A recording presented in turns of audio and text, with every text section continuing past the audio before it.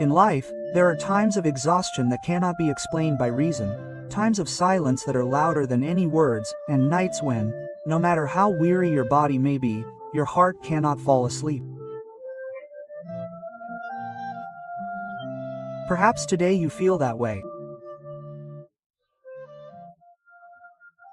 Perhaps you don't understand why, despite having everything, your heart feels empty. Why, amidst so many people, there are moments when you feel misunderstood. If this voice reaches you at such a moment, please stop everything for a moment and listen with a silent heart.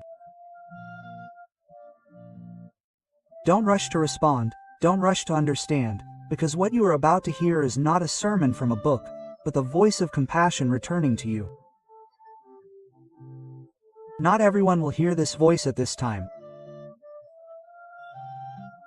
If you hear it today, it is as if the universe is quietly arranging lessons for you, and the Buddha is watching in serene stillness in this fast-paced world.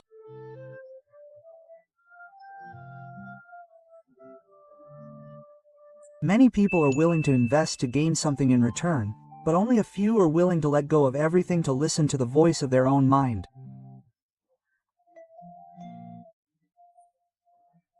If you are one of these few, it means that something within you has awakened.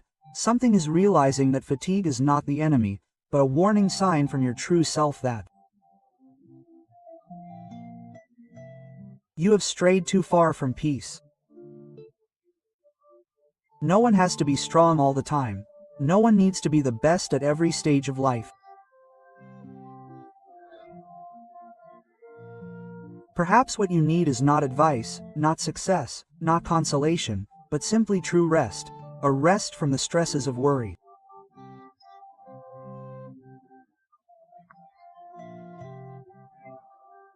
Take a break from the self-critical voices in your head, from chasing unfulfilled desires, and listen to the voice of the Buddha that you have heard in many lifetimes,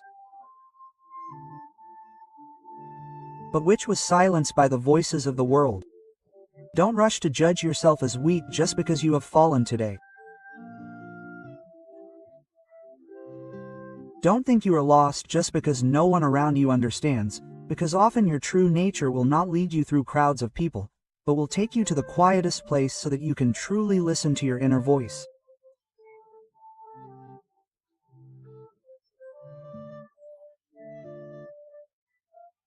Sometimes weariness is not because you are weak, but because you are being called home, and that home is not a building in the world, but the inner peace that patiently awaits your return.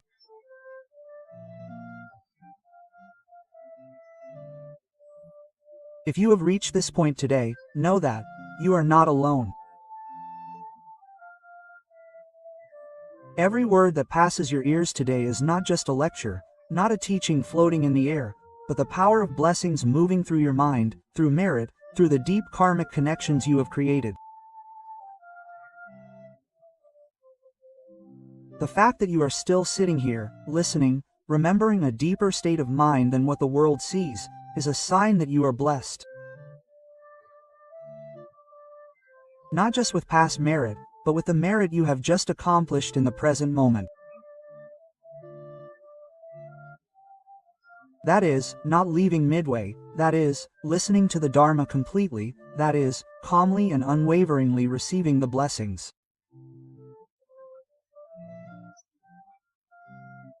And if your heart begins to soften, if tears begin to flow without reason, and if you begin to feel that you do not want this voice to end, it means you are ready.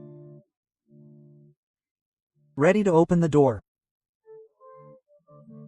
Move on to the next lesson, because what's coming isn't just an explanation of fatigue, but a new understanding that will prevent you from experiencing the same fatigue again.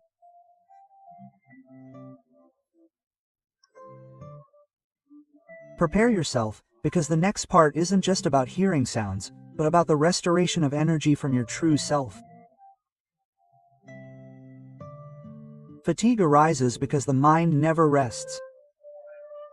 Has anyone ever felt that even when the body is still in bed, the mind still races the world? Even when sitting alone in a quiet room, it's as if someone is constantly speaking voices of blame, possessiveness, worry, the voices of an unforgiven past, the voices of a future yet to begin, yet filled with fear? That is the fatigue that is deeper than the physical body. It's the fatigue of the mind that never rests. Fatigue from physical exhaustion, showing others that we're okay, tired of chasing after what society dictates we must have, tired of searching for answers to life without ever asking what our hearts truly desire. And this kind of tiredness, the more we rest, the more guilty we feel. The more we stop, the more we feel like failures. But the Buddha said that stopping is not defeat, but the beginning of a new path. Like a boat sailing against the current, the harder you row, the more tired you become. The more you resist, the further you get from shore. Sometimes, the way out isn't to keep rowing, but to stop and let the current carry you to a more peaceful place. Have you ever noticed how constantly our minds work, from the moment we wake up until we sleep? We think about things that haven't happened yet, worry about things we don't know. Even during rest, we use our phones, our brains, our eyes, to reply to messages. I once truly allowed my mind to be with itself, and that's where the fatigue started to accumulate, not because of hard work, but because there was no space to breathe. In one sutra, the Buddha compared a restless mind to a monkey in the forest, constantly jumping from branch to branch, never stopping, never truly settling with any tree. The monkey is tired, but doesn't realize it because it thinks movement is survival. And that's our mind today. We value movement too much, forgetting that stillness is the most effective way to conserve energy.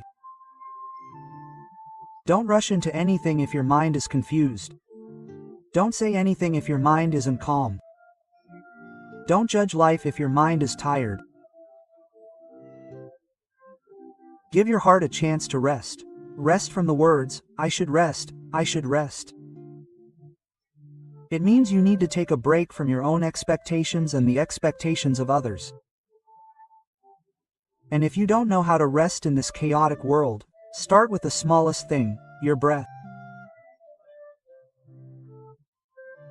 Yes, just one breath is enough to transform the waves of your mind into a calm body of water.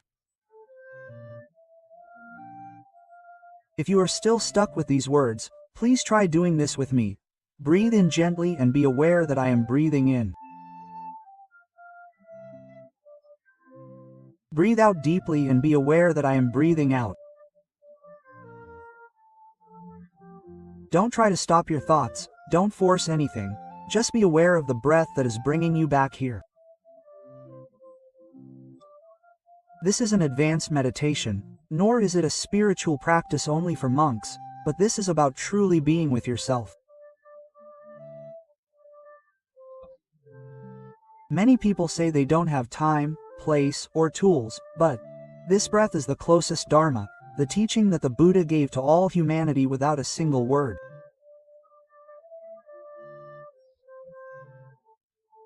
Start with your breath, from 1 minute, then 2 minutes, from morning to evening.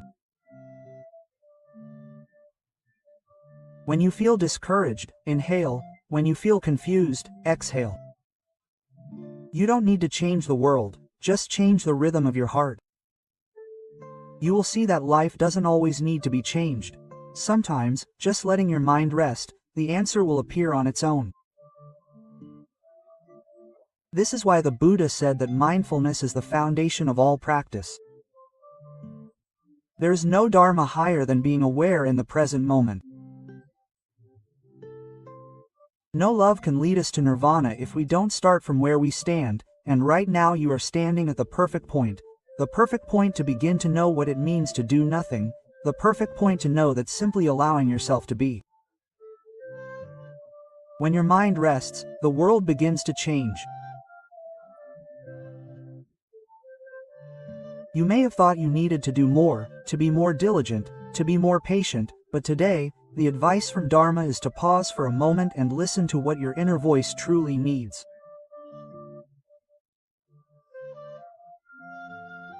Don't rush to be a good person, don't rush to be successful, don't rush to be anyone else.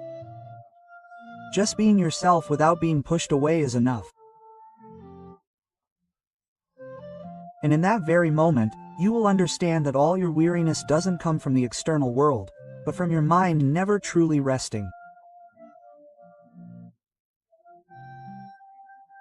Resting your breath isn't a failure, but rather laying down your weapons to prepare for a return more powerful than before. Just like a warrior who knows that continuing to fight without strength is jeopardizing their chances of future victory, they must retreat, not because they've lost, but because you are realizing it's time to turn back and care for your heart. And if you've heard this, it means your heart is beginning to return home.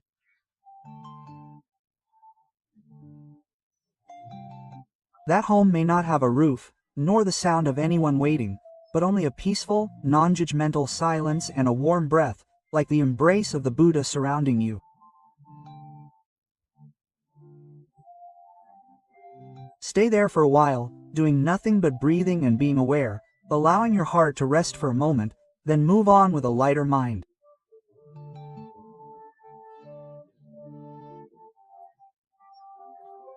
But if you think this breath is the end, you are missing something more important, because what will happen in the next chapter is not just peace, but wisdom that will change your perspective on life forever.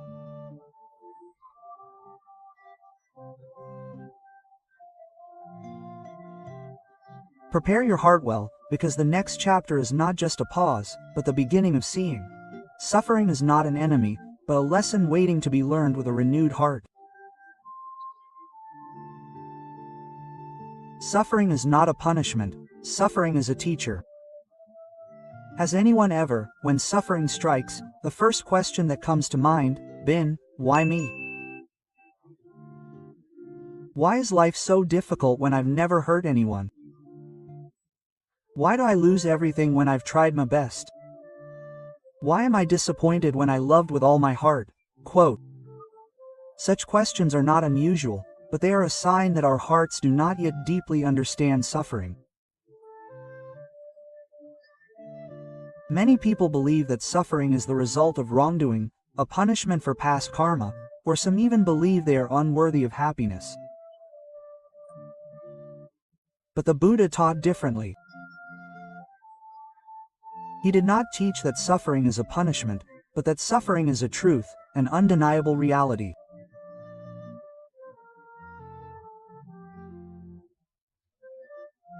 To deny that life is free from suffering is strange, because living means experiencing birth, aging, sickness, and death, encountering disappointment, separation, and unfulfilled desires, facing things we don't want to face, not because someone hurt us, but because this is the nature of life.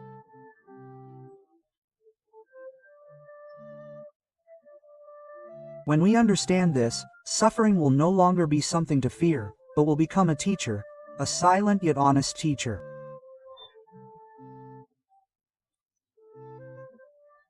For no lesson opens the heart's door as much as pain. No sound reflects the true nature of the mind as loudly as a silent sob. Some ask, why do good people suffer when they never harm, cheat, or harbor ill will towards anyone? But do you know that it's because of the abundant merit they have accumulated in their hearts, because their past virtues still remain? Suffering, therefore, comes in the form of a lesson, not a punishment. Many enlightened beings, before attaining liberation, experienced immense suffering, not because they were sinful, but because their minds were more ready to learn than others. Similarly, if suffering is coming to you now, it may not be because you are weak, but because you are receiving an opportunity to transform your inner self into gold. Like a fire that burns only a twig, it turns to ashes, but if it burns gold, the gold melts and shines brightly. Suffering is the same. If it burns an ignorant heart, it leaves only scars, but if it burns a heart ready to learn, it purifies the heart. And when the heart is purified, understanding will arise, wisdom will begin to grow, and what is called suffering will no longer be an enemy, but a teacher that opens the door to enlightenment. Awakening. Someone once asked the Buddha why he attained enlightenment. He didn't answer because he was more skilled or powerful, but said because he understood suffering. He didn't run away from it, didn't hide it, didn't blame it, didn't hate it, but simply understood. Therefore, you don't need to flee from pain, you don't need to rush to change it. Just accept that it comes to teach, to open your eyes, to refine you, to make you stop and listen to a voice within you that has been silent for a long time. If you are suffering, don't ask, "Why me?" But ask, "What is this teacher trying to teach me?" Sometimes pain doesn't come to teach you to endure, but to teach you to let go. Sometimes it doesn't come to teach you to fight, but to teach you to retreat and know when enough is enough. Sometimes it comes simply to tell you that a good life doesn't need to have everything, it only needs a willing heart. It's enough that it doesn't recover. Sometimes you may not realize that the suffering burning in your heart is the same thing that the Buddha himself experienced before he became the Buddha. And that is the beauty of the Buddha. He didn't teach you to run away from suffering, but to see suffering clearly. Because once you see it, there's no need to fear it anymore.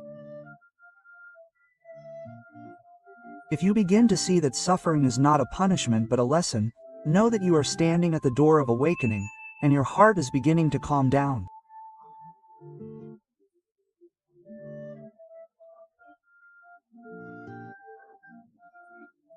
If the tears that once meant weakness are now tears of understanding, if the self-blame in your heart begins to fade, know that you are finding the teacher of life, and this is only the beginning, because what comes after this understanding is the power of.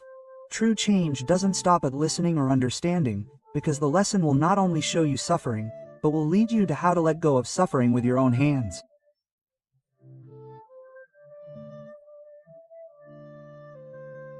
Letting go will lighten the burden. Have you ever tried a long journey with a backpack that's unnecessarily heavy? At the beginning, it might be okay, but after many kilometers, even small things become a huge burden. The human mind is the same.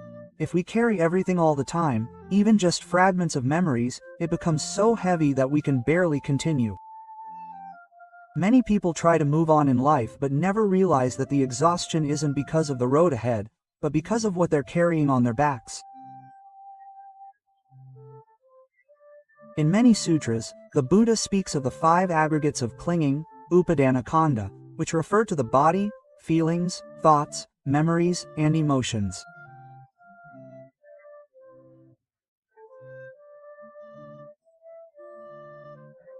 The feeling of belonging, that entire identity is what most people perceive as, but in reality, he said those things are not ours. They are merely things we are clinging to without realizing we are causing ourselves pain. Think of the farmer carrying a sack of rice on his shoulder. If one day he carries an empty sack and complains how heavy it is, when in truth it is heavy because he refuses to let go. The pain in your heart is similar. It's not heavy because it's big, but because you refuse to let go. You still dwell on someone's words from years ago, you haven't forgiven yourself for a small mistake. You blame yourself for things that should have passed. And all of that is the empty sack you are still carrying. You are not wrong for carrying it, because everyone is. We are taught to remember, to cherish, to cling, because those seem like love, loyalty, and responsibility. But in Buddhism, letting go is not betrayal, but about returning to understand what should remain and what should go. There was an old woman named May Kam in a small village in the north. Her husband had died 10 years ago, but May Kam still wore her wedding ring every day, still lit incense at the Buddha altar, and still sat quietly every evening, weeping softly in the cool breeze in front of her house. Her children and grandchildren told her to accept it, but no one understood that deep down, her heart was filled with the thought that she could not let go. One day, a monk from the village came to visit her quietly. He didn't give a lengthy lecture, he simply asked, "Maycom, did your deceased husband want to see you cry every day?" Maycom was silent for a long time, then tears flowed from her eyes. The monk, the teacher, placed his hand on her head and simply said, "If we continue to carry him, he will also have to carry our sorrow." The next day, Maycom took the ring to the temple and sat smiling for the first time in 10 years. She hadn't forgotten, hadn't cut ties, hadn't gotten over the pain, but she had let go. And when she let go, there was room in her heart for peace to enter.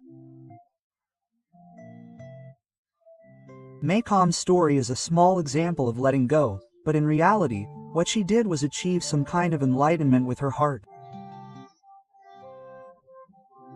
Many people don't dare to let go because they fear forgetting. Many don't dare to let go because they think it's worthless. Many don't dare to let go because they think the past must be kept forever.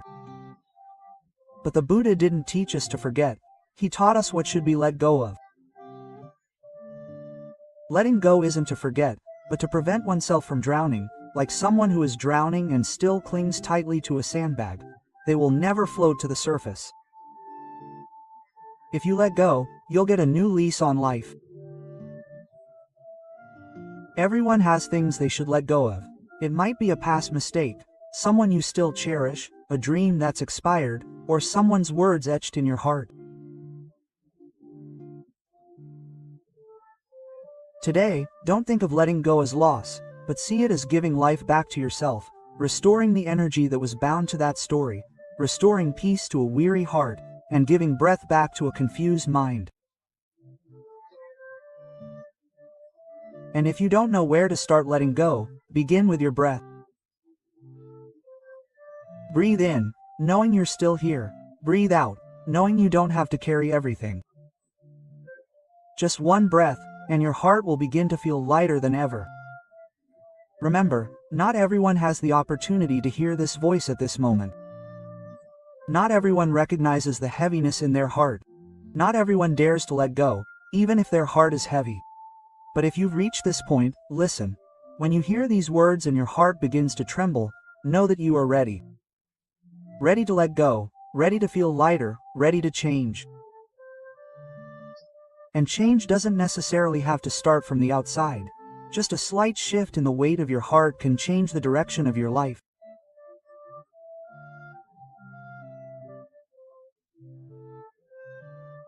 But if you think this is the end of this lesson, prepare yourself, because what awaits you in the next chapter will not just be lightness, but the realization of a deeper truth, a lesson that even virtuous people can fall for.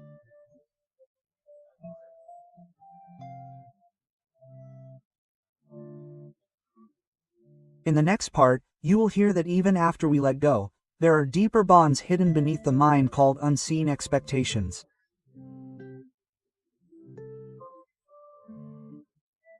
Follow them to the end, because that is the true turning point of your life.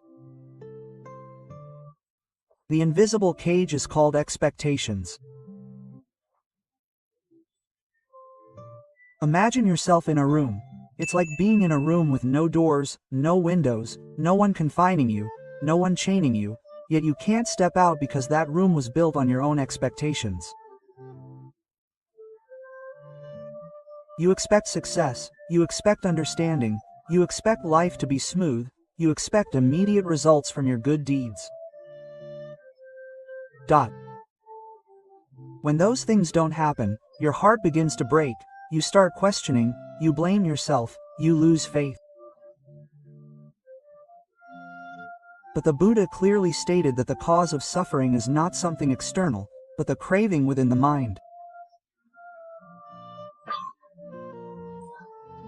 Craving is conditional desire. The desire for others to understand, the desire for rewards, the desire for everything to be as you wish, even controlling your breath. craving isn't just ordinary desire, it's a force that compels you. We are constantly tired, and behind our desires is expectation.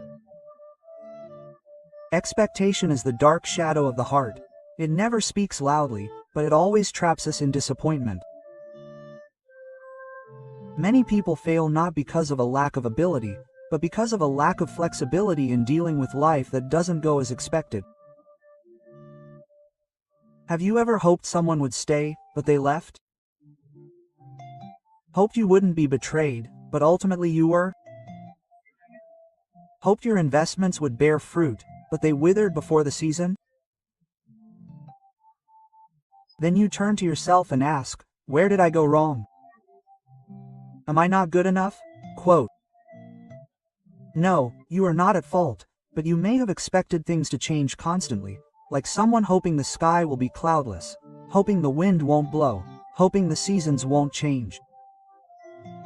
That is a weary dream because it goes against nature. The Buddha spoke of impermanence and taught us to see the world as it truly is, not as we expect. You might think that expectations are inspiration, but if that inspiration comes with attachment, it instantly becomes a chain that shackles the heart. Consider how light your heart would feel if you did good deeds without expecting anything in return. How pure would that love be if you loved someone without expecting them to reciprocate? If you lived your life accepting change as natural, what could possibly break your heart again? There was a man named Chaiwa, a teacher in a rural area. He lived a simple life, waking up in the morning to work in his garden and teaching in the evening. His only hope was that his only son would attend a good university for a secure future. He dedicated everything to his life. Even though he had to endure hardship and be frugal, he believed that if he did his best as a father, the reward would be pride. But as time passed, his son chose not to continue his education, dropping out midway to live a simple life in the forest. Chaiwa couldn't accept it. He didn't speak to his son for a year, his heart filled with disappointment. Even though his son's choice wasn't bad at all, it just didn't turn out as his father had hoped. Then one day, he went to listen to a sermon at a temple near his home. The monk said that some people don't suffer because of what happens, but because what they hope would happen doesn't. He sat silently for a long time, tears streaming down his face. He began to realize that he didn't love his son for who he was, but for what he wanted him to be. The next day, he traveled to find his son in the middle of the forest, not to bring him back, but to ask for forgiveness. He understood that unmet expectations were a wall that imprisoned love, causing it to wither. When he let go, love blossomed again. You see, even love can become suffering if it comes with desires, what the Buddha called suffering. It doesn't mean life is bad, but that our minds are fighting against change and are losing. Therefore, if you want to stop feeling weary, it doesn't mean stopping hoping, but understanding the hidden conditions within those hopes. You can hope, but don't tie your life to it. It's like someone being held in a hand. If it's too tight, it will break. If it's too loose, it will slip away. But if you know the rhythm, it will float beautifully. Life is the same. If you haven't let go of expectations, you don't know how to let go. True letting go, and this kind of letting go, will change everything. Even chanting Buddha's teachings, if done with the expectation of immediate results, will be exhausting. But if chanted simply for peace of mind, just one word is enough. Even doing good deeds, if done with the expectation of immediate reward, will be rushed. But if done to relinquish desires, every step is a path to liberation. And if you begin to see that the most exhausting thing in life may not be something bad, but perhaps the desire for things to be perfect, today is the day to let go. Let go to create space, enough space for true life to enter.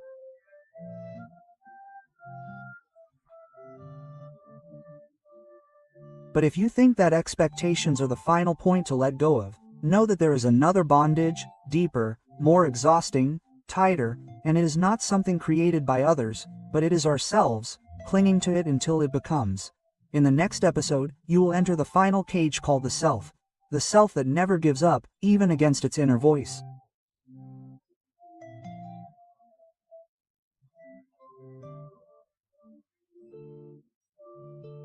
Prepare yourself, because this is an intense lesson that every seeker must learn through conscience, not guilt. Some feelings are like drops of water on a leaf. They seem small, but when many drops combine, they cause the whole leaf to tilt. The same is true in the human mind. Small things gradually accumulate until the heart can no longer bear the burden. That thing is guilt. Many people believe that when we make a mistake, do something wrong, or hurt someone, the right thing to do is feel as guilty as possible.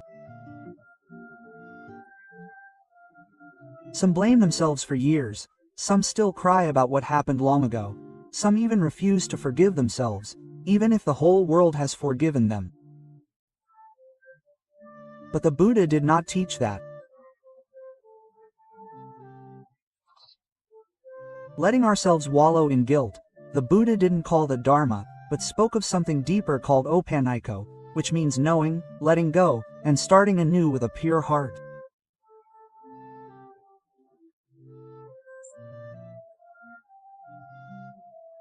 Therefore, repentance isn't just guilt, but a deep transformation.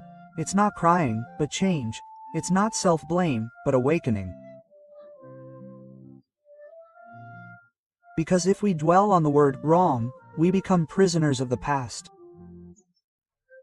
But if we know and repent, we become travelers on a new life. The Buddha said that everything can change, even karma. If you change your mind, your speech, your actions, you will change the outcome.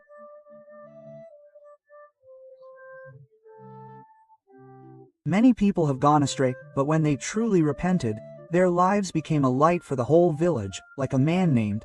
He was once in debt from gambling, a thief, and had hurt loved ones. One day, he was arrested and imprisoned for many years. In prison, he didn't feel guilty, he just cried. But he began to repent. He read Buddhist scriptures, chanted Buddhist prayers, and wrote letters of apology. He did this every day, repeatedly, until it became a true practice. When he was released from prison, the first thing he did wasn't to run away from the past, but to confront it. He went back to those who had hurt him, back to his family, and he simply said, "I'm not the same person. I'm not asking you to forget what I've done, but I want to use the remaining time to make amends with every breath." Quote. And he did it. He helped drug-addicted children in his community. He created a space for those who had made mistakes to receive vocational training. He is a teacher without a title, but teaches with real-life experiences. One day, someone asked him, "Aren't you afraid your past will come back to haunt you?" He replied, "The past becomes a shadow if we run away from it, but it becomes power if we dare to stop and look." This is awareness, not a dejected expression, not self-blame, but transforming every breath into something meaningful. If you have made mistakes, know that everyone is human. We all get lost, we stumble, we fall, but not everyone is willing to change their mind. If you are one of those feeling guilty, stop first, not to run away, but to clearly see where this feeling is leading you. If it leads to doing better, that is awareness. But if it leads to attack, that is the trap of the ego, because the ego is hidden in the thought, "I'm not good enough." It's another manifestation of delusion that turns apologies into shackles. And if you want to escape that trap, there is only one way: to consciously forgive yourself. It's not about forgetting, but understanding. It's not about letting it go, but about learning from the Dharma. No one is too high to fall, and no one is too low to rise. Even Angulimala, who killed hundreds of people, when he truly repented, became an arahant. Just one bad word, just a momentary lapse in judgment, just a stumble in the darkness. Will you let those things shut off the light of Dharma in your heart for the rest of your life? If the Buddha opened the door for those who were once lost, you too have the right. The right to repent, the right to let go of the past, and the right to start anew. Today, if you are still breathing, if you know this voice is before you, consider it a new opportunity. Your next breath may be the first breath of a new life if you intend to change from the heart.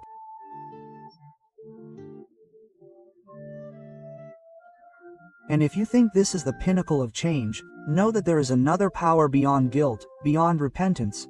A power that will help you not just know right from wrong, but will embrace you on days when your heart cannot embrace itself.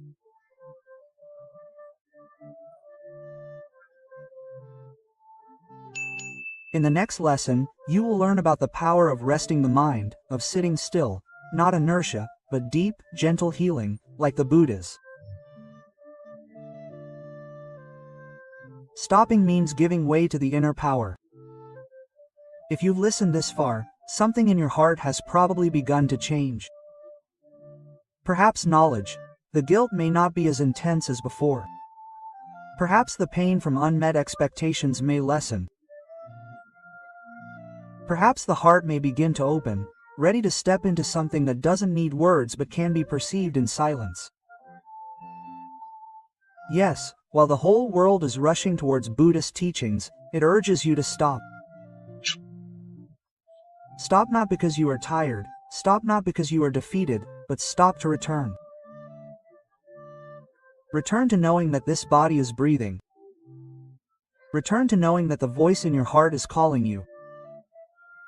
Return to knowing how far your mind has strayed. The Buddha said, wise reflection, jnanasamanasikara, begins with stopping, because if you don't stop, you will never see. Just as the surface of water disturbed by the wind cannot reflect the moon, a scattered mind cannot reflect the Dharma.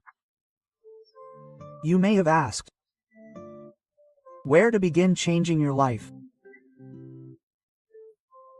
The answer may not be changing careers, not changing cities, not cutting someone out of your life, but stopping for a moment and returning to your own breath. The breath is a silent teacher that has been with us our whole lives, yet we never listen. We know the world is changing, but we never know how much our own hearts have changed. For now, do nothing. Don't analyze, don't think of solutions. Just sit here and breathe in consciously. Breathe out consciously. Even when you're aware, thoughts may still wander, and voices from the past may resurface. But don't be afraid, don't push them away, just let them pass, like clouds passing through the sky. The clouds will move, but the sky remains, your heart is the same. And in that silence, you will hear something, your true voice, a voice that has been drowned out by external noise for so long. There was a woman named Manny, a nurse who lived with patients amidst the sounds of ventilators, the hustle and bustle, fear, and uncertainty. One day, she began experiencing an irregular heartbeat. Doctors said there was nothing serious, but she knew her ailment was a heart that never rested. During a day off, she decided to attend a mindfulness course. In a quiet room, Free from the sounds of patients and phone calls, she experienced a silence that wasn't emptiness, but fullness. She began to realize that she had been with everyone else but never with herself. And in that stillness, tears flowed, not from suffering, but because she had found a home she never knew existed, a home called inner peace.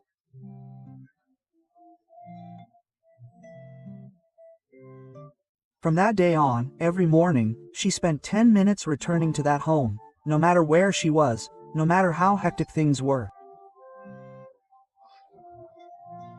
She never neglected this journey home. She breathes, and she always tells her patients that sometimes the body doesn't heal, but if the mind is calm, we can live with the illness with a smile. Stopping is returning home, not to a big house in the city, but to the home where you breathe in, know your breath out, and let go. Stopping is allowing the inner power that was once suppressed to work again. A power that doesn't depend on anyone, a power that doesn't need money to buy, the power that the Buddha left for all humanity through mindfulness and breath. And if you're asking how to start, begin by sitting with your eyes closed. Don't force yourself to be silent, just breathe in and know, breathe out and know. One aware breath has more power than thinking and analyzing all day because it's not just the breath going in and out, it's a full existence. Some people say they don't have time, but one venerable master said they have 3 hours to play on their phone but no time to be with their breath for 3 minutes. You may not have free time, but you have time to breathe, don't you? And if so, use that breath as a bridge back to your true mind. No one can do it for you, no teacher will be with you forever, no book can replace the sound of your breath, because when you begin to stop, you will begin to see, and when you see, you will begin to change. This is the greatest power, a power that isn't in the sky or a big temple, but hidden within. This profound silence before you, if you still feel unsure whether what you are doing will change your life, please be quieter, a little deeper. You will then feel that your true nature is never weary, never cries, never panics. It is simply waiting for you to pause so it can manifest. If you are beginning to feel warmth in your heart, even though the outside world remains the same, that is a sign that your inner power is rekindling. This is not the end, because there are still some things to release before going any further. In the next section, you will encounter prayers from those ready to change, not blessings, but sacred words from a heart ready to surrender completely to the Dharma.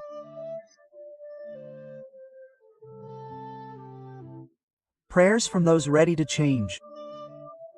If you have listened this far, know that you are no longer an ordinary person.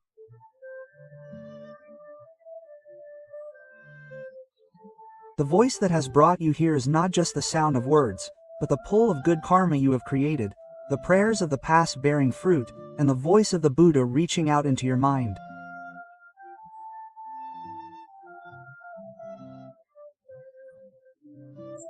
Throughout the past, you have seen weariness, suffering, attachment, expectations, the clinging ego, self-forgiveness, and the pause to open the way for inner power.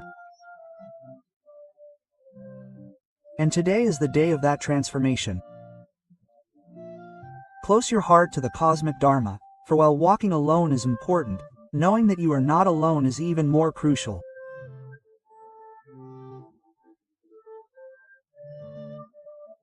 In every moment of meditation, the Buddha always said that even when sitting alone, no breath is ever in vain, no prayer goes unheard.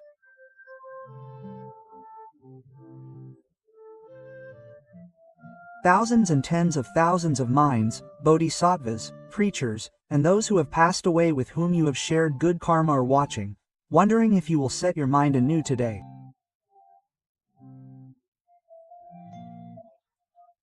For if your heart is calm today, even for a moment, the universe will be like your path.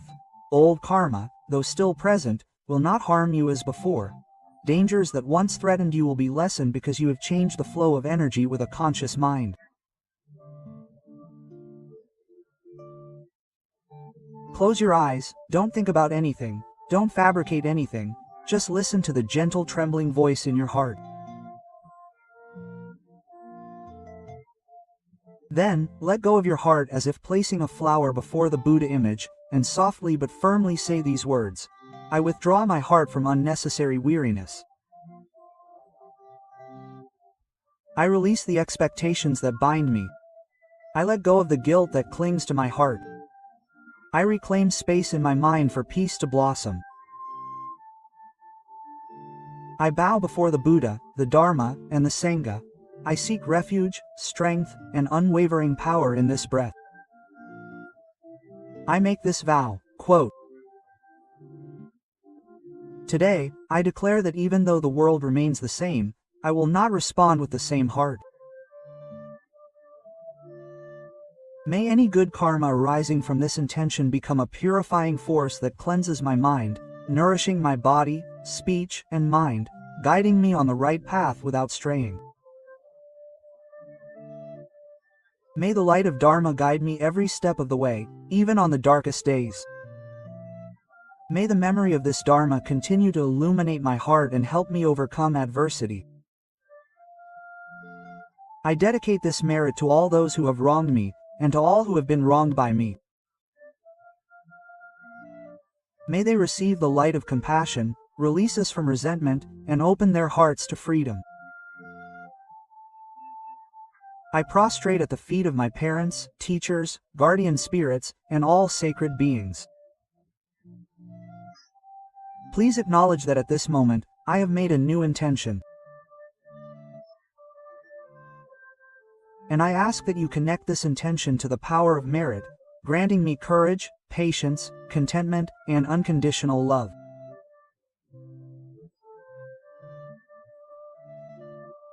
If this voice reaches you today, know that it is not accidental. You did not choose this voice, but it chose you. The fact that you remain seated, listening fully, and not leaving means your heart is ready. Ready to be a bridge for others, ready to view the world with compassion, ready not to fight life but to walk gracefully alongside it. And I ask that you always help yourself first, like a water tank that must be filled to the brim before you can pour it for others. You don't need to rush to help anyone. You don't need to rush to be a light for the world. You just need to return to deep breathing, return to being fully aware, and return to being a human being with an awakened mind. Now that your mind has received the Dharma, know that this is one moment of meditation. You don't need to seek more. You don't need to ask more, because you have already heard all the answers. They are all already in your heart.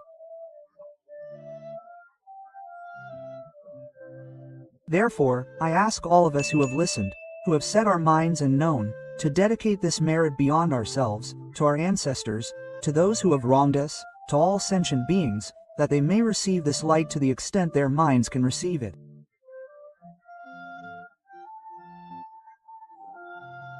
And may this message return to our hearts again, that old suffering may lessen, that future suffering may not be empty, but filled with wisdom and unconditional love. And if you wish to repay this voice, don't type, "thank you," but keep this Dharma in your heart. Come back and listen again when your heart begins to tremble. Come back and sit again when your heart begins to tire. Come back and be still when your heart is alert. And if you still feel you want to repay, please write a one-line prayer below the clip you are listening to, so that this spirit will not disappear with the breath, but will be imprinted in the universe of virtuous deeds. May you be fortunate, not because of luck, but because you have begun to return home.